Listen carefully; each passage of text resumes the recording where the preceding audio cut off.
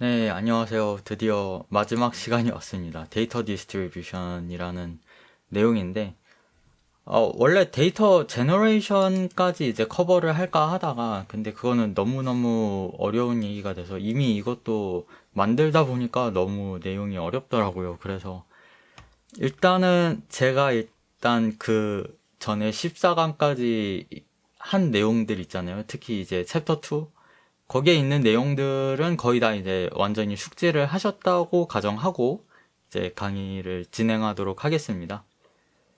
그래서 데이터를 제가 이제 불확정성이라는 그런 게 되게 많이 깔려 있다고 하잖아요. 예를 들어서 그 되게 빅데이터 뭐 데이터 드리븐 디시전 이런 거가 다 이제 데이터를 막 크롤링하고 데이터 규모도 엄청 커지고 그런다고 했는데 그만큼 오류도 당연히 많이 발생을 하겠죠. 뭐 이제 강아지 사진을 모으려고 했는데 알고 보니 고양이가 들어갔다던가 뭐 그런 게 있을 수 있죠, 당연히. 아니면 뭐 강아지인 줄 알았는데 머핀 사진이라든지 그 뭐 짤이 있는데 그런 가능성도 당연히 있죠. 그래서 항상 우리는 이제 언설튼티를 가정을 해야 됩니다. 딥러닝을 하려면. 근데 언설튼티를 정량화하려면 이제 확률 개념을 사용해야 되는데 우리가 얻은 데이터 D를 한번 그 가상의 분포 있죠? P를 한번 상정을 해보겠습니다. 근데 P라는 게 사실 상정은 하는데 너무 불확실하잖아요. 이게 도대체 무슨 개념인지 약간 감이 안 오고 저도 사실 무슨 개념인지 뭐라고 설명해야 될지 모르겠어요. 그래서 뭐 PDF로 이제 일반적으로 생각을 해보면 어떤 주어진 서포트에 대해서 probability density를 계산할 수 있는 함수라고 하는데 근데 이때 서포트가 도대체 뭘까라는 생각이 들어요. 예를 들어서 강아지 사진들. 근데 이것들이 뭔가 서포트일 수도 있고요. 근데 이거는 어디까지나 이제 들어온 데이터죠. 그러니까 실제 P는 우리가 이제 샘플링을 해서 얻는 데이터가 바로 이 데이터잖아요. 강아지 사진들이라는 데이터. 그러니까 P라는 데서 샘플링을 해서 이 데이터를 얻은 거니까 이게 서포트는 아니죠. 그쵸? 여전히 수많은 강아지 사진들이 많이 존재할 수 있고 그게 계속 나올 수 있죠. 그러면 우리가 강아지 사진들의 어떤 특징들을 이제 생각해 볼 수 있잖아요. 뭐, 눈이 크다던가, 뭐, 귀엽다던가, 아니면 뭐, 주인을 잘 따른다던가, 뭐, 이런 거 있는데, 근데 그거는 사실 순서가 반대죠. 우리가 데이터를 통해서 어떤 피처들을 생각한 거지, 이 P라는 함수의 실제 특징이 아니에요. 그쵸? 순서가 반대라는 점만, 기억을 해주시면 좋을 것 같고, 그러면 우리가 상정한 피처가 드로운된 데이터를 통해서 만들어졌으면 이제 MLE 개념을 써서 접근을 해야 이제 되거든요. 그러니까 일단은 이렇게 만들 수는 있잖아요. 어떤 계산할 수 있는 형태로. 그러면 이제 우리 피처의 이제 likelihood 펑션의 어떤 최대값을 찾으면 되는데 근데 사실 뭐 일단은 뭔가 나오는 형태는 되는데 어떤 함수인지 알아야 되는데 P라는 게 어떤 함수인지 모르죠. 뭐 논 파라메트릭이라고 해서 이제 비모수 방법으로 이제 통계에서는 많이 알려져 있는데 뭐 일단은 이제 작게 쪼개자면 이제 피처를 어떤 컨디션으로 생각할 수는 있어요. 그래서 이때 어떤 치와와라는 컨디션이 있을 때 이제 P라는 함수는 이제 치와와라는 조건 하에서 이제 그 뭐야 계산을 할 수 있으니까 이거를 이제 인테그랄을 취하면 이제 1이 될 수 있죠. 그래서 이런 식으로 이제 확률 조건을 만족하는 컨디션 조건 하에 이런 분포를 마지널 디스트리뷰션이라고 합니다. 그래서 뭐 이런 것들을 종합을 해서 최대한 이제 추상적으로 무한한 가능성을 가질 수 있죠. 그래서 그거를 상정해서 pdog라고만 표기를 하고 서포트는 이제 우리가 abstractive 그 파라미터 그 뭐 세타 그거를 상정을 했었죠. 그런 것처럼 어떤 입력 값을 되게 이제 추상적으로 놓을 수 있어요. 그래서 어떤 density가 있다고 할 때 이런 식으로 이제 PDF를 한번 만들어 볼 수도 있고, 뭐 이렇게 될 수도 있죠. 어떤 이제 abstractive한 파라미터에 대해서 likelihood 펑션이 있을 때, 이건 이제 likelihood 펑션이 이제 최대로 되는 그거를 MLE로 뭐 계산할 수 있다, 이런 거를 주장할 수도 있고, 아니면 아예 이런 식으로 그냥 뭐 discrete하게 PMF를 정의해 버릴 수도 있죠. 그러면 그냥 이제 이거를 우리가 확률함수로서 이제 어떤 모델링을 하는 대상으로 아예 생각을 해볼 수 있죠. 저번에 이제 그레디언트 디센트 배웠잖아요. 그게 이제 뭐 사실 딥러닝이 그게 그건데, 뭐 딥러닝 좋아요. 딥러닝을 한다고 합시다. 그래서 P세타라고 한번 학습할 모델을 얘기를 해보고, 이제 세타는 웨이트들을 자연스럽게 얘기하게 되겠죠. 그리고 학습 방법은 그레디언트 디센트가 되겠죠. 그래서 데이터 디스트리뷰션 개념이 사실은 분류 같은 작업에 되게 큰 이제 성능 향상을 이끌어 왔거든요. 이제 챕터 1에 이제 마지막 강의 때 이런 식으로 뭔가 목적 함수를 언급을 했었는데, 이제 그냥 P라는 어떤 확률 모델을 상정할 수 있으면 그냥 이렇게 해버리면 돼요. 이제 이거 같은 경우는 사실은 인풋에 대해서 어떤 레이블이 되게 이제 100%다, 당연하다. 그러면 이제 이게 이제 최대값이 돼버리잖아요. 근데 그것보다는 이제 굳이 이제 우리가 uncertainty를 가정하려고 이제 확률 모델까지 생각했는데, 그냥 모든 게 100%라고 확신하는 건 좀 아닌 것 같죠. 그래서 어떤 실세계 모델이라는 가상의 이제 PDF P를 상정을 합니다. 그리고 우리가 학습한 모델 이제 W라는 웨이트를 사용하는 PW를 가정을 해보겠습니다. 그래서 이 PW와 P가 비슷한지 아닌지 측정하는 그런 도구가 있어요. KL 다이버전스라고 하는. 뭐 이렇게 있는데 이거는 그냥 넘어가도 돼요. 그러니까 이게 어쨌거나 이제 실세계 모델 P와 학습한 모델 PW가 얼마나 차이 나는지를 알려주는 거라고 보면 되겠는데, 이제 얘가 이제 1이면 그 결과값이 1 해서 0 사이라고 제가 알고 있는데, 1이면 이제 둘이 똑같다는 뜻입니다. 이 PW와 P가. 그러면 로스 펑션도 그러니까 이렇게 하면 되겠죠. 그래서 argmax라고 했죠. 1이 제일 클 때 1인데 1일 경우 이제 맥스 값에 해당하니까 이제 그게 이제 굉장히 잘 학습한 가중치가 되겠죠.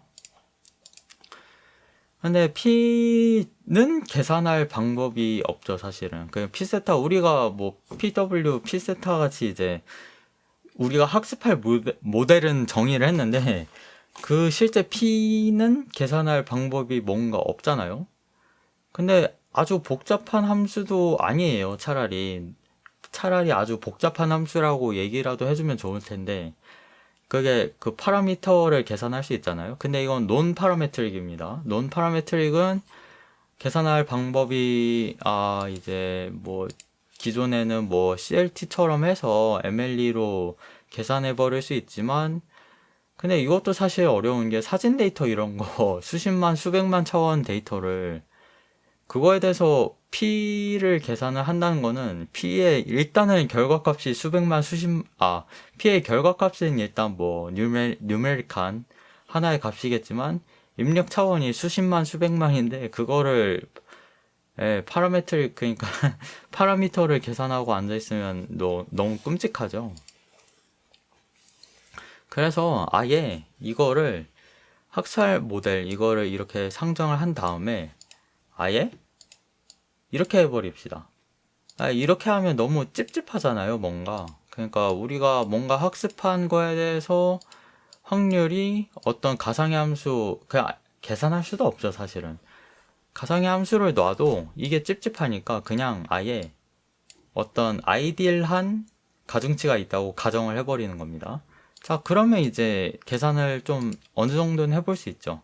이거랑 이거에 뭐 다이버전스, K 다이버전스 이런 식으로 이제 접근하는 거는 여러 가지 방법이 있을 수 있지만 적어도 이런 식으로 가정을 함으로써 여러 가지 시도를 많이 해볼 수 있죠. 그래서 네, 일단은 이 개념을 죄송합니다. 그러니까 데이터가 어떤 샘플링 되는데 이제 IID라는 가정으로 이제 이제 샘플링을 해서 이 둘이 똑같아야 된다 뭐 그런 얘기입니다. 그래서 좀 익스플로이테이션이란 건 좀 이제 다양한 이제 어떤 가정을 쌓는 일이에요. 가정에서 어떤 여러 가지 트라이를 해보는 게 이제 exploration이고, 그러니까 탐험하다죠.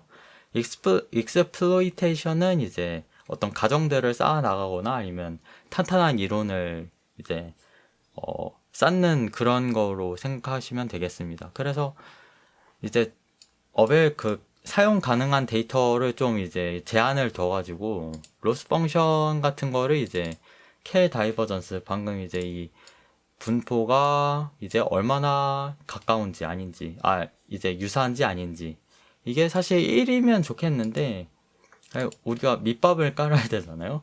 입실론이라는 아주 작은 값을 이제 상정하게 됩니다. 그래서 뭐 한 0.99 정도로 하죠. 그래서 이게 거의 똑같다라고 뭐 상정을 해볼 수 있는데 이거를 이제 기존에 이제 데이터에 대해서 평균적으로 얼마나 이제 로스 펑션이 로스가 나오는지를 하는 게 이제 이 펑션이겠죠. 평균적으로 이 D라는 우리가 얻은 데이터에 대해서 할 수 있겠죠.